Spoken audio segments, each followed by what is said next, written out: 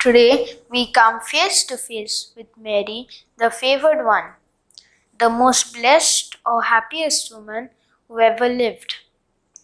Astounding is it not that although footsore and facing the imminent possibility of being stoned to death for her mysterious pregnancy, Mary arrived at Elizabeth's home with her soul full of joy. My spirit rejoices in God, my Savior, is the secret of happiness. In heaven, there is fullness of joy for those who forget themselves and rejoice in God. Even on earth, Mary was able to forget her ego to an extraordinary extent and rejoice in God alone.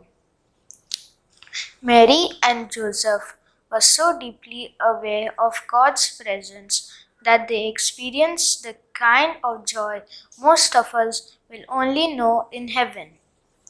For them, indeed, the kingdom of God was already present. In the Western tradition, Mary's name is translated as Star of the Sea. Pope Benedict encouraged us to see Mary as a bright light when dark stormy waves toss us. Mary's name is constantly on our lips when we are in trouble. When my father was ill, the only sound we heard from his room was sorrowful, Mother of God.